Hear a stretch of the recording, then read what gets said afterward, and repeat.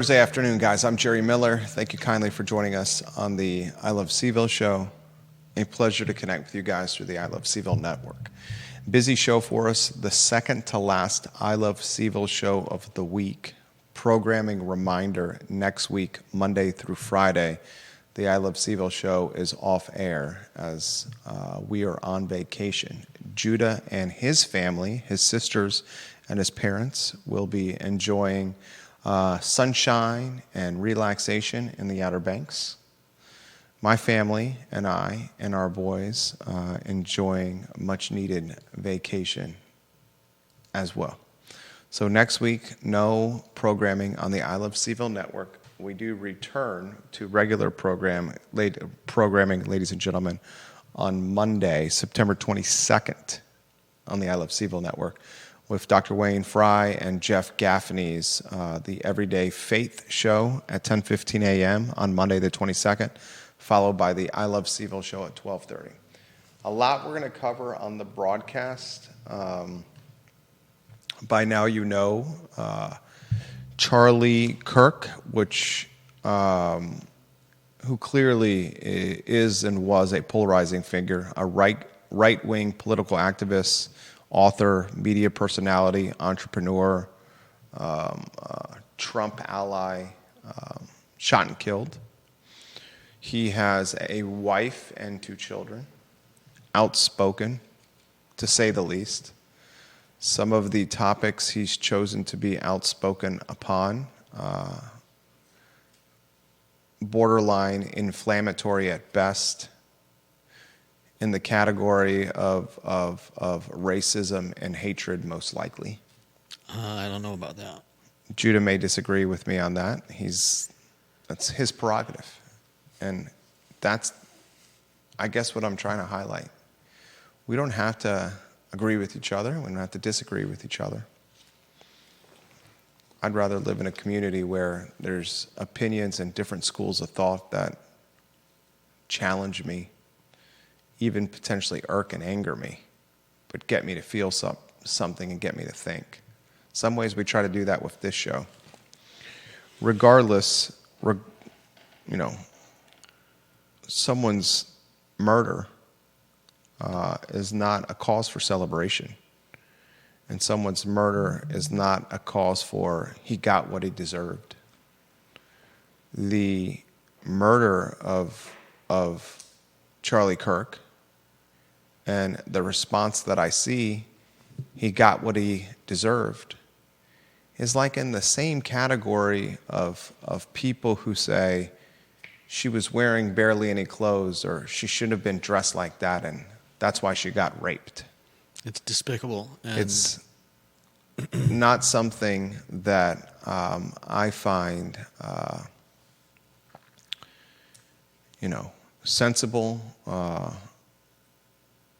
not something that I even understand. Today's culture, and it's without question the cause and effect of social media. Today's world, today's mankind, today's humanity is one that is so much colder and so much quicker to cast judgment and hatred. Has the country ever been more divided than right now? And goodness, this hatred and this line in the sand division is something our kids are watching. It's all over social media. It's all over Instagram. It's all over TikTok, all over YouTube, all over Snapchat. Our children are watching this. Our 7-year-old asked about this. When did humanity become so inhumane? When did our first reaction as men and women become one to lead with hatred and vitriol and venom instead of empathy and kindness and patience? My wife sent me the news yesterday. Then she sent me the unfortunate news of the school shooting that happened soon thereafter Charlie Kirk's murder. Hug your loved ones. Tell them you love them.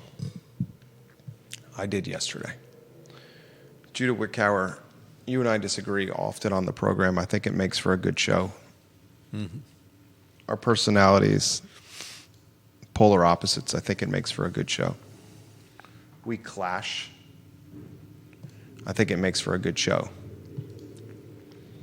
I look forward to the disagreement. Perhaps maybe you not as much. Perhaps you do.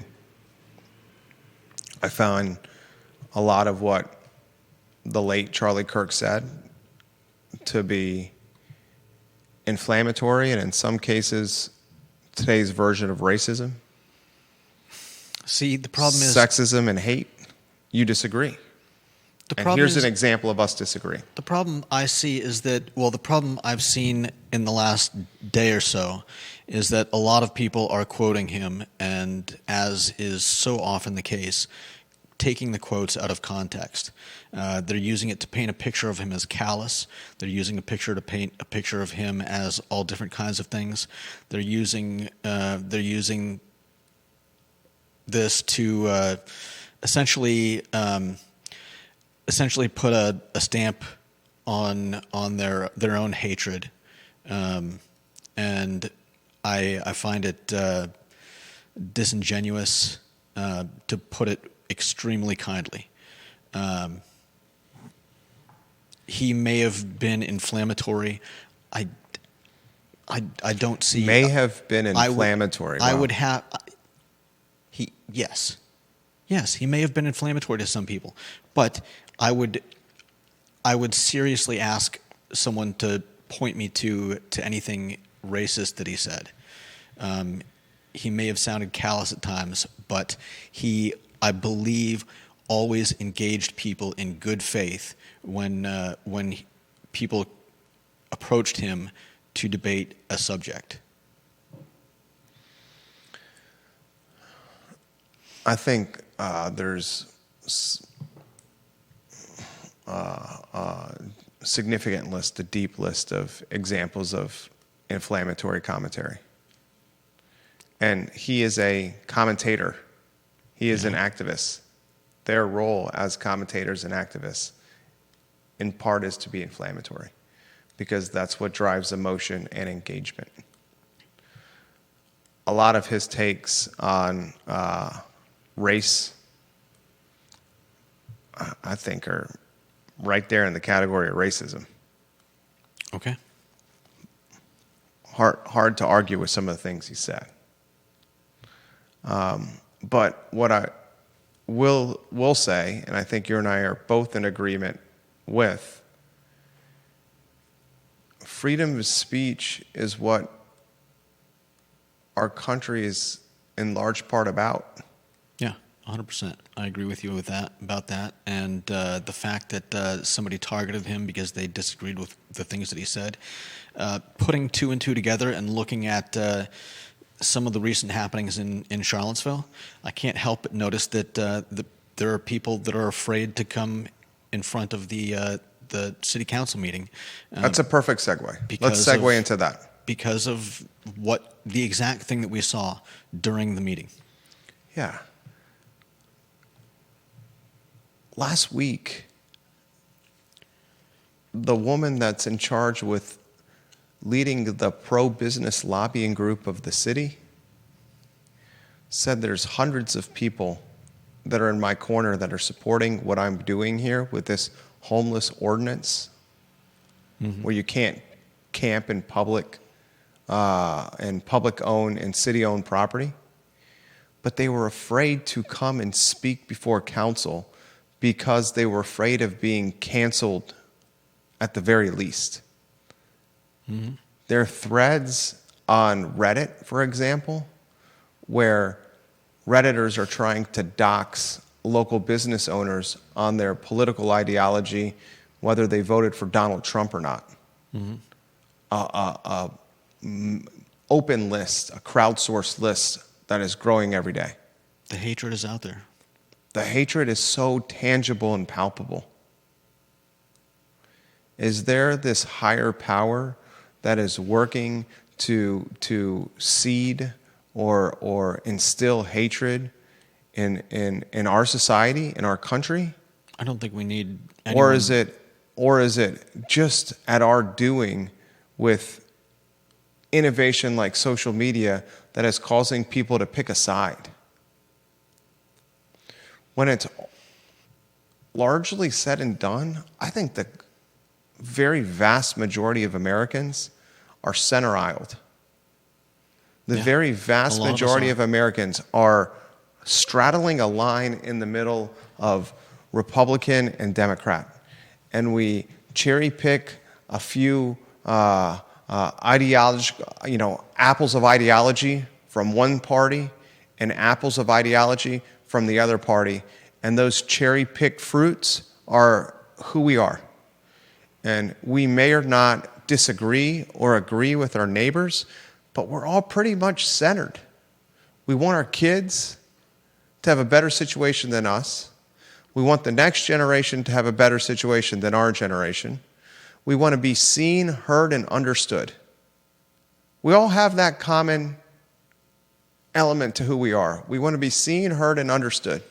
Mm-hmm. We want to have some income to cover our shelter, our food, and other needs. We want to find a loved one and a partner, regardless of sexuality. We want each day to be a little bit better than the next, if that's possible. I think the vast majority of Americans even have a mindset of golden rule. The vast majority. Chief Kochis talked on this show when he was kind enough to join us. Was it a couple weeks ago? It was last week. Chief Kochis said that in the city of Charlottesville and in central Virginia, it's 15 to 20 people that are causing the violence, the gun violence. He said it's like 15 to 20 people that are causing the violence. Mm-hmm. That is just a reflection of our country as a whole. It's such a small sprinkling of the people that are causing the divide.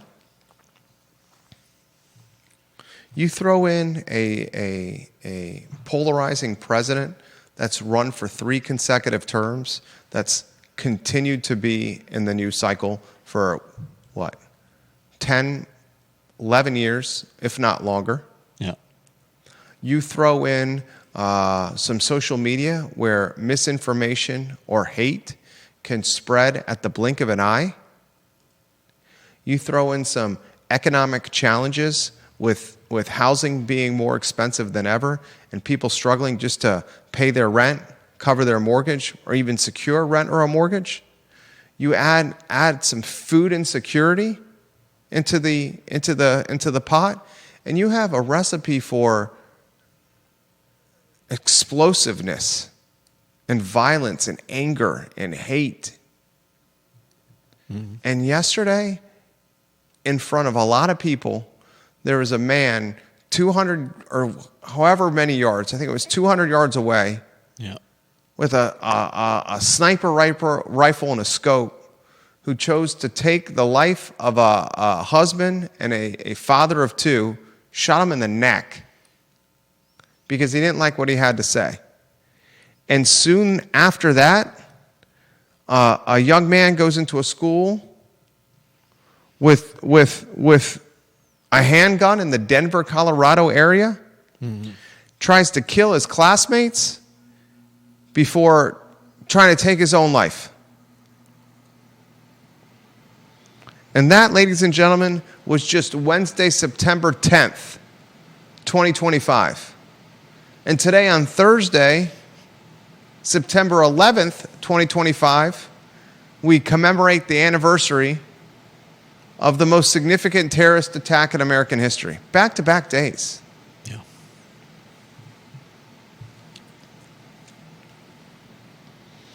Wild time.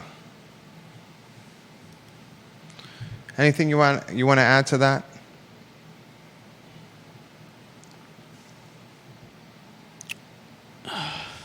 No, I think I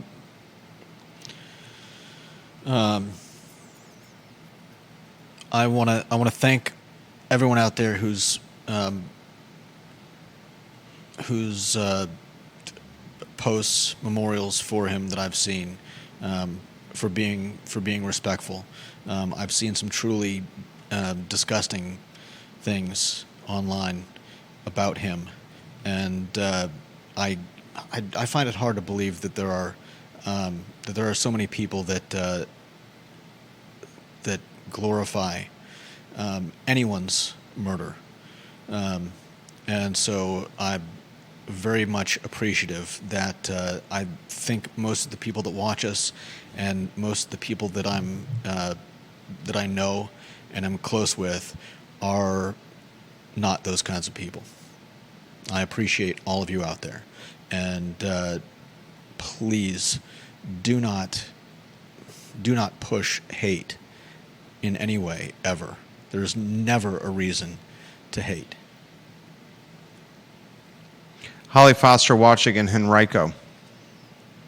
She says, the hate is awful. Remember 9/11? We all came together and prayed and loved each other. How soon we forget. Absolutely, Holly. Jeremy Wilson in Eastern Tennessee. If Congress and the Senate would publicly stand together hand in hand and say no more, we can disagree, but violence is never the answer. But their childish behavior and violent tendencies with words are the fuel that starts the fires. I think that's certainly some of the fuel. Oftentimes it is. I think, unfortunately, how social media is built, hate and negative emotion is what really drives the algorithm, because that drives engagement. Where happiness and positive emotion is deprioritized. Yeah, I think too that our the doom scroll has trained us and desensitized us so that we can watch the murder of someone live and 5 seconds later go on scrolling, and I think that desensitization, that lack of time to stop and consider, is makes a lot of these types of actions much easier for some people to even contemplate. Yeah, the doom scroll is turning us into cold, hardened humans. Some of the stuff we see in the doom scroll is stuff we were never intended to see when men and women were made. We're desensitized. Mm-hmm. I see it with our kids with the doom scroll. Comments coming in. Margie King Collins. To blame an entire party for the act of one individual is ridiculous. For anyone to condone what happened is disgraceful. It doesn't matter what party you're affiliated with or what you stand for. This was a human being who lost his life, a father and a husband. Holy cow, he was younger than my daughter. Anyone laughing or putting a positive spin on this should be sent to hell.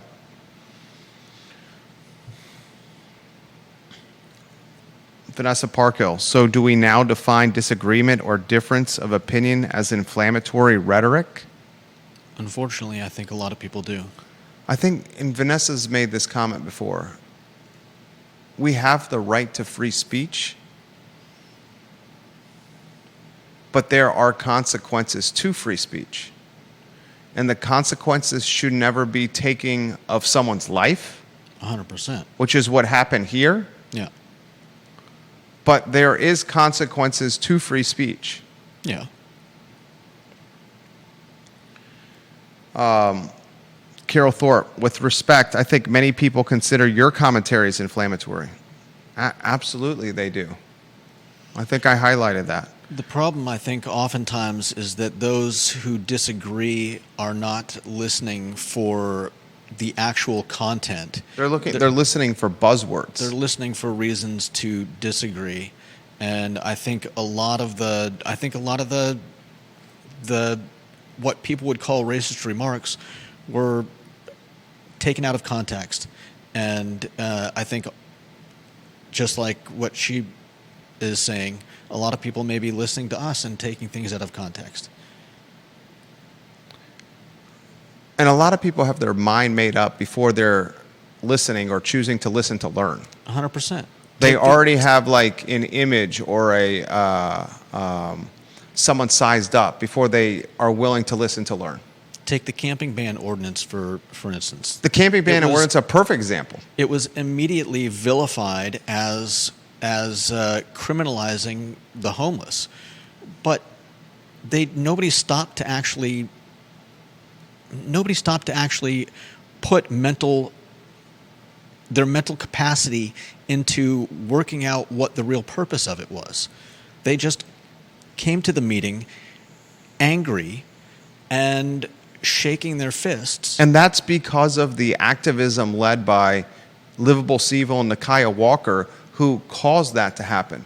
The camping ordinance where they gave the houseless who are camping on public property a 10 days notice and then offered to store their belongings for 60 days free of charge was an ordinance rooted in empathy and humanity. The whole point of the ordinance was to go above and beyond. And then what took it even further was it was council who birthed the idea of the ordinance, but when 200 activists crowd council chambers and start screaming at Greer and Chief Kochis, you saw that council didn't have the courage to say it was us who did it. Right, but I think the bigger problem is that all those people that came shaking their fists just read something that somebody posted. They never stopped. They read a headline. They never stopped to actually think. And everybody keeps talking about everyone keeps talking about the contents of the camping ban ordinance, and not the fact that it is not meant to be used as a blanket across all of Charlottesville. People focus too much on it's giving a fine, it's doing this, it's doing that. Look, it's a law that is a framework over which the police can work. It's not meant to be, police are not going to be spreading out across the entirety of Charlottesville and using the camping ban to kick the homeless out of our city. That's not what it's for. That's not what is going to happen. But these people have created this enemy in their minds that doesn't exist, and they fight it tooth and nail, even if it means delusion. Yeah. Even if it means tricking themselves and their mind into an alternate universe that is far from the reality of what they're reading in the newspaper, hearing on the show, or seeing on the public stream for a local council meeting. Think about the delusion of tricking yourself into something that an ordinance like this is criminalizing homelessness, when instead it's offering grace to the homeless. And think about tricking yourself into a reality where you think you're doing mankind a positive by killing a right-wing commentator and activist for the better of society. That's delusion. Mm-hmm. Bill McChesney, Charlie's tagline was "Convince me otherwise." Does that seem familiar? I'm not sure what he's referencing there. Chad Wood, shooting and killing people, then calling for peace. It's getting old. Comments are coming in faster than I can keep up with here. Kate Schartz, welcome to the broadcast. Bob Sefik, comments are coming in extremely fast right now. Bob Sefik, we need a renewed focus on the humanities. That defines our humanity. While at many universities they are being cut. Alex Edmonds' book, May Contain Lies, is a great example of headline bias, critical thinking needed. Yeah. That's what we try to do on the show, is to go beyond the headline. That's what we did yesterday with the tourism headline. The tourism headline that's everywhere right now is the $1 billion in tourism generated in Charlottesville and Albemarle County in 2024. But beyond the headline was the real story that tourism in Charlottesville City in 2024 was down 1 percentage point versus 2023. Wow, And in 2025, it's down versus 2024. So we have a trend line. That's the headline. That's the lead. That's what the story should be. Mm-hmm. That's why I think you watch. Interesting, and I guess we can rotate lower thirds on screen. Why don't you put the lower third for Chief Kochis and Juan Wade? On Tuesday at 8:30, and remember the I Love CVille Network is off all of next week while we're on vacation. I'm out. Judah's with his family in the Outer Banks. My wife and I and our boys, much deserved time together. Tuesday at 8:30 a.m. I'm really curious to see how this goes. There's a question and answer, a Q&A with the mayor, Juan Diego Wade, and the police chief, Mike Kochis. It's on in downtown Charlottesville. I'm not sure what it's hoping to accomplish. I hope it's not just window dressing, where it's like kumbaya with the police department and with council, and that the perception from last week was there was council leaving the police department and its chief on an island exposed with this hatred from activists in council chambers. I hope it's not just trying to be window dressing and perception management. I hope in this question and answer setting, Juan Diego Wade has the self-respect and the commitment to support Chief Kochis by saying this. It was council who came up with this ordinance and instructed them to do it. It was our idea to move this forward. And how I handled that meeting last week was in poor form, because I didn't keep hecklers in check. And I allowed Greer, Achenbach, and Mike Kochis to be heckled with nastiness. When if it was the activists that were speaking before council, and if others had chosen to heckle the activists, they would have been escorted from council chambers. If Greer Achenbach was not a white woman who was pro-business in downtown Charlottesville, but instead was a person of color that was speaking about houselessness, resources, and support, and if those in the audience had chosen to heckle the person of color who was speaking about houselessness and support, those in the audience would have been immediately escorted out of council chambers. They would have maybe given one chance, and that one chance that would have been offered would not have been the mayor saying, please, please, please. He would have, in a loud, stern voice, would said, you stop, this is your last opportunity, or the police officer will take you out of here. But that's not what happened. The mayor, Juan Wade, was frankly, in the management of that meeting, disillusioned himself. Disillusioned that he either intentionally or subconsciously thought those in attendance reflected the majority of people in the city. And if that's what he thinks, then he's not in touch with today's reality in the city. Yeah. And I know Juan Wade, and I hope he hears what I'm saying. Someone should let him know that we're saying this in front of a lot of people listening to this program.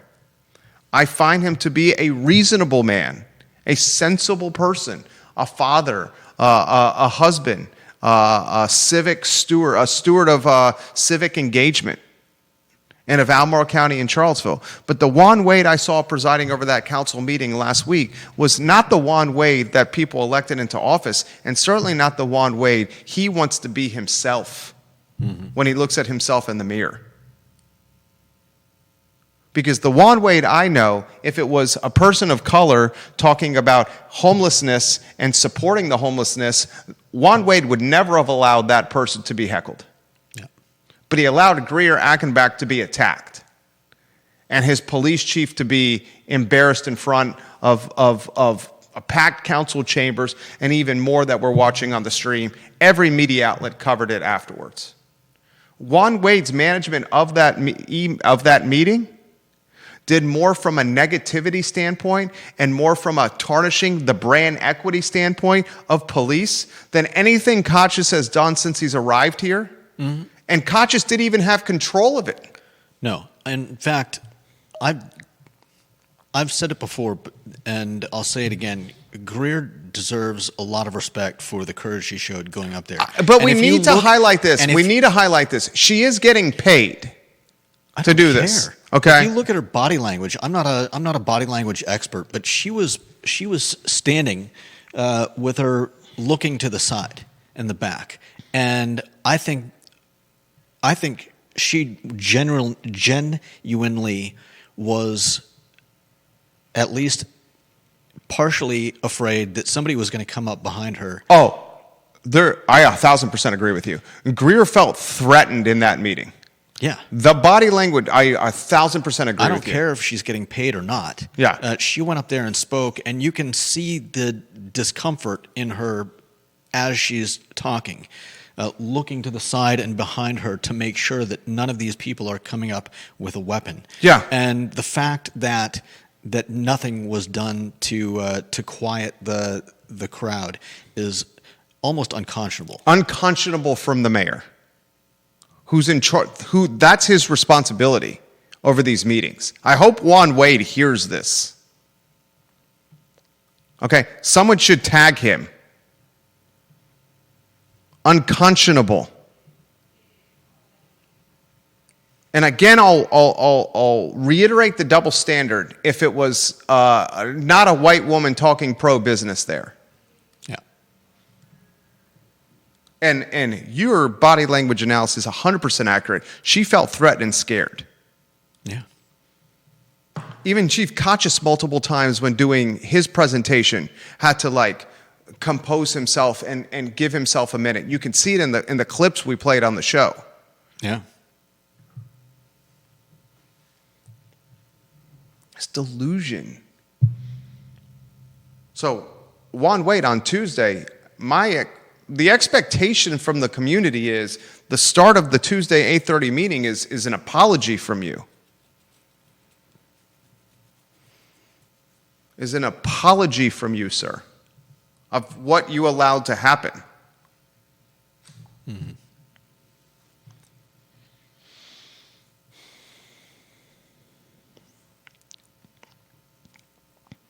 Print, radio, and television watching the broadcast as we speak. City Hall watching the broadcast as we speak. Elected officials watching the broadcast as we speak.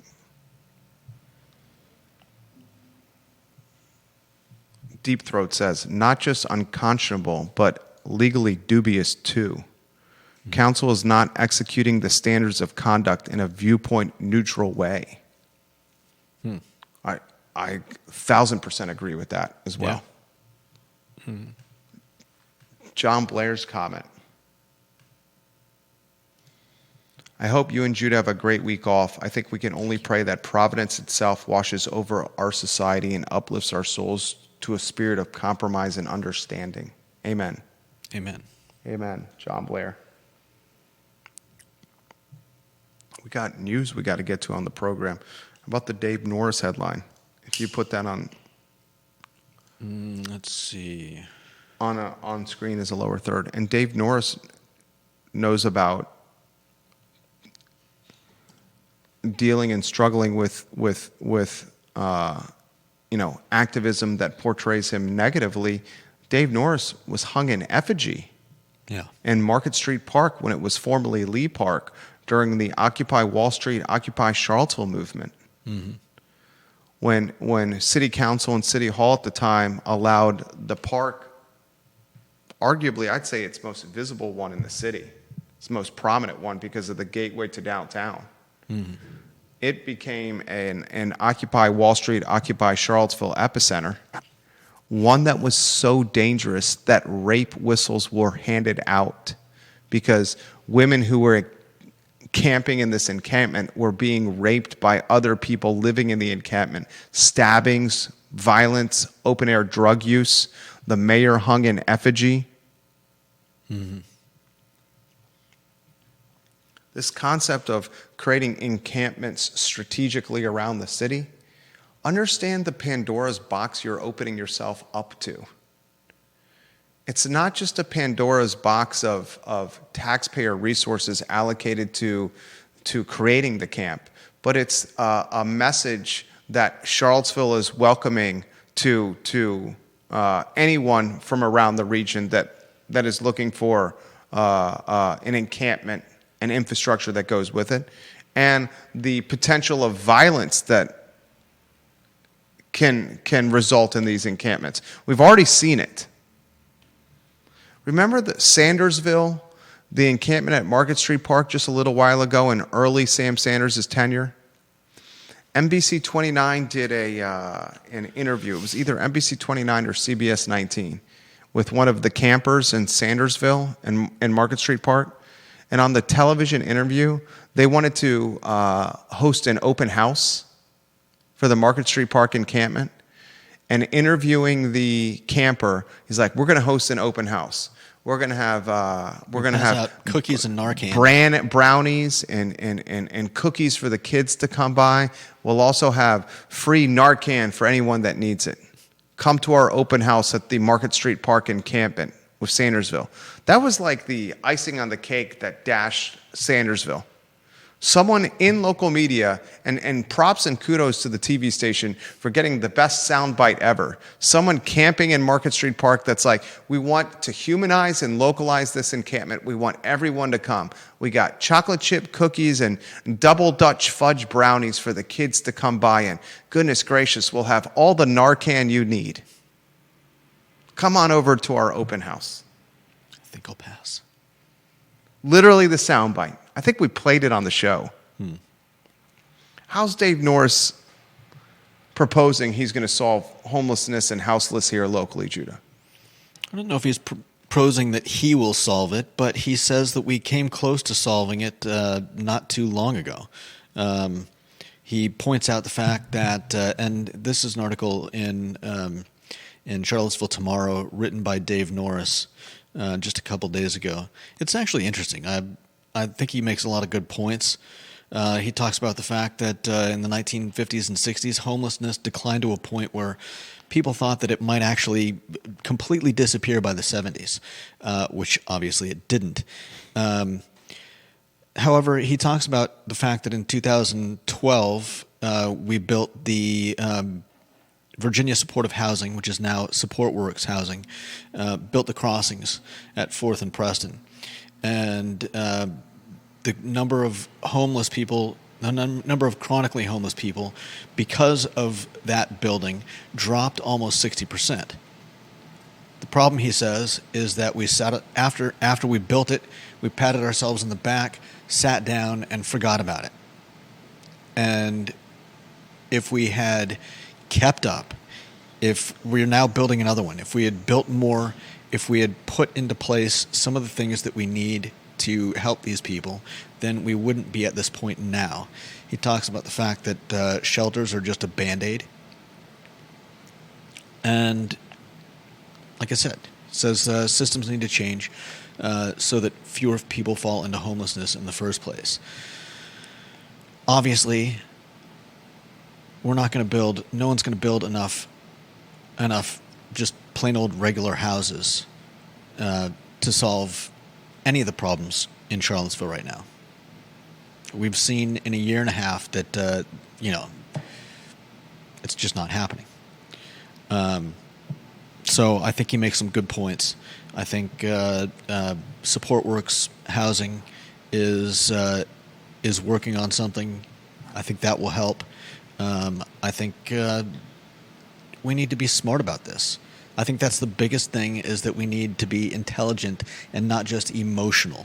What we saw in the city council meeting was emotion that lacks any kind of intellectual railing. Intellectual innovation, intellectual strategy, plan. Yeah. Here, the challenge that council has, though, let's say it's about creating the crossings, right? Which is what, over there next to Wendy's and McDonald's, right? I think so, yeah. Right across from the county office building, right off Preston. 4th and Preston, yeah. All right, let's just say that's the case, right? We need to build one of these. Let's think about a timeline, okay? Mm-hmm. They're saying just for a low barrier shelter, we're more than a year away. And they got the money already earmarked for it, for the low barrier shelter, right? Yeah. They got the money for it. They had a site in Fifeville for it. Mm-hmm. Had a site in Fifeville, the old Salvation Army thrift store. All council straight up saying we're more than a year away from having a low barrier shelter. They're genuinely telling everyone we cannot find someone that will take money from us, taxpayers, to run a low barrier shelter as the operator, whether in the for-profit space or the non-profit space. Yeah. And as a result, we're more than a year away from this low barrier shelter that Dave Norris calls, did he call it not the solution? Did he basically call it a Band-Aid? He said it's a Band-Aid. He said a Band-Aid. Okay. So he's saying what really needs to happen is housing to be built, right? Well, Vista 29 should have its doors open in 2026. Yeah. Okay. Good example. We can't get out of our own way to do a low barrier shelter. Yeah. We can't get out of our own way to build, take that historic building on Wortland and turn it into more housing, when everybody wants more housing locally, or at least it appears to be. The majority of people want less housing friction for units to come on market. Developers are coming to council saying, we want this historic building on Wortland torn down for housing. People are coming on Bo Carrington and Wendell Wood trying to come on market for housing on High Street. Chris Henry trying to come on market for phase 2 or phase 3 of Dairy Market. Yeah. Like, there's a long list of examples of people that are actually trying to build housing. And take the low barrier shelter. You would think the low barrier shelter was like a fart from the devil with how Fifeville responded to the low barrier shelter. Like Lucifer was pooting with how Fifeville responded to the low barrier shelter. To be fair to Fifeville, their response was no different than any other neighborhoods that was told what they were told. I don't think there's a single neighborhood locally that's going to want a low barrier shelter in the neighborhood. No, of course not. So Yeah. we can't single out Fifeville. Okay, I agree with you.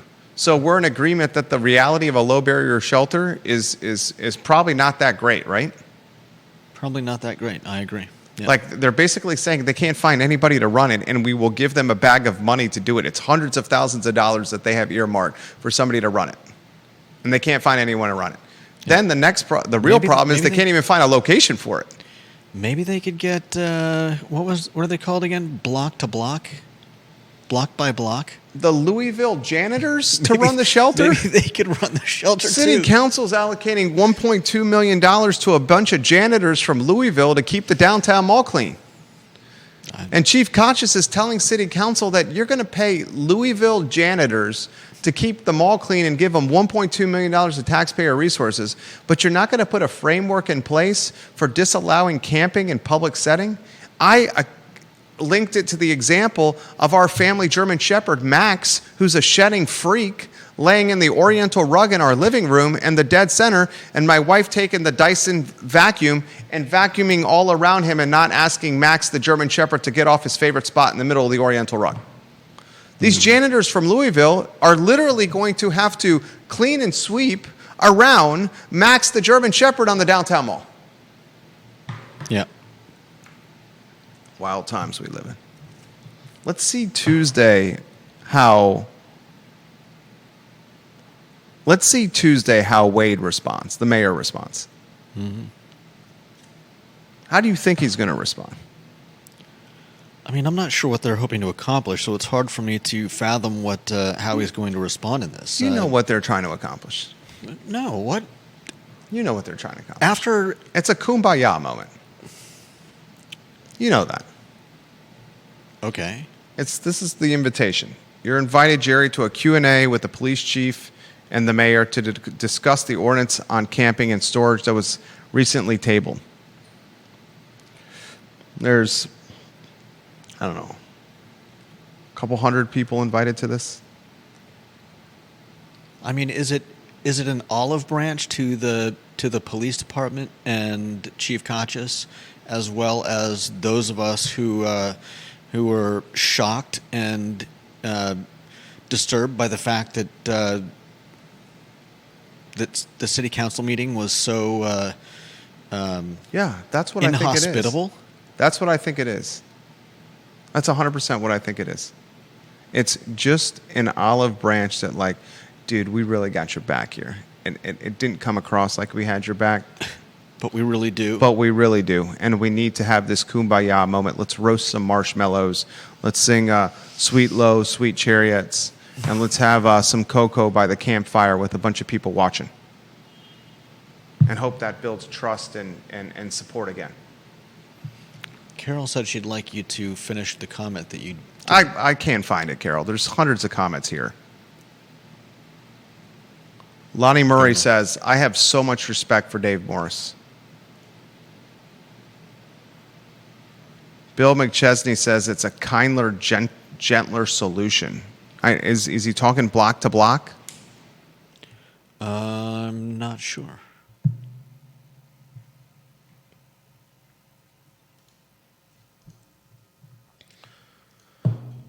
Oh, man. 1:24. I got a 1:30 Zoom call here. We got 5 minutes left. Some guy that's trying to bring a new venture to market. Georgia Gilmer, could it be possible that council is afraid to confront the activists for fear of being canceled or worse? 100%. I think that is 100% what's happening here.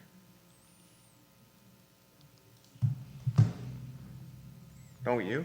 Yeah, I don't think they want to lose... And the crazy thing is, like, a guy like Brian Face... Liberal cred? I think a guy like Brian Pinkston has... what, 3 months left? 3.5 months left? Yeah, not much time. What does Pinkston have to lose? Pinkston's legacy on council is akin to milquetoast. He's like when you go to Ben and Jerry's and you have Rocky Road and fish food and cookie dough and Neapolitan. He's the tub that's right there that's vanilla, that doesn't have any scoops taken out of it. Milquetoast. Pinkston, you legitimately have 100 days left on council. How will you be remembered? What is your legacy? He's the second one that I'm most disappointed with. Wade with how he managed the meeting.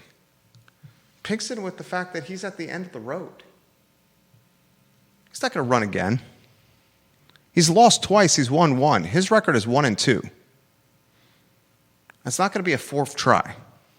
It's not going to be a fourth plate appearance. Sadly, I think in all of the council members, the lack of response was as much apathy as it was, and potentially more apathy than it was fear of the cancel crowd.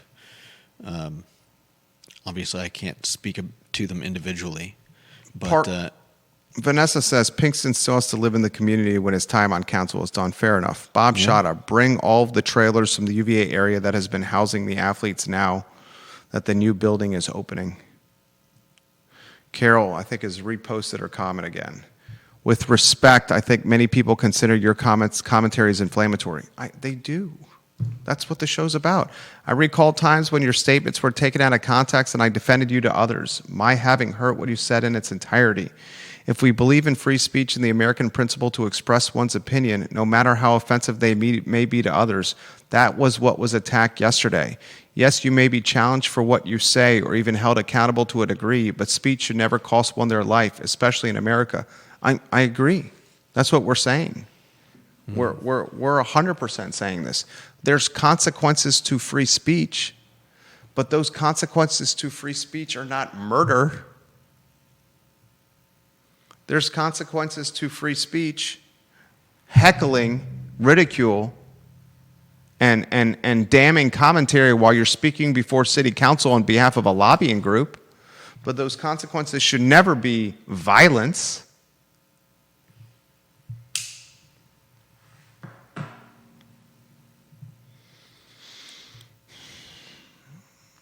All right, I got a 1:30 that I got to get ready for. Literally 60 seconds. Remember, we're off next week. You got, I'm very curious to see what the over-under is, ladies and gentlemen, on actual attendance, not announced attendance on Saturday's game. It's a 12 p.m. kickoff, which is the death time slot for fan engagement. And UVA is coming off a loss to NC State where there were dubious coaching decisions made. And the opponent is William & Mary, which does not travel well. If this home game gets less than 35,000 in attendance, that will be back-to-back home games. The first one against Coastal Carolina and this one against William & Mary, where there will be as many empty seats as there are full seats in Scott Stadium. And that should be part of the decision-making when it comes to retaining the coach, Tony Elliott, or not.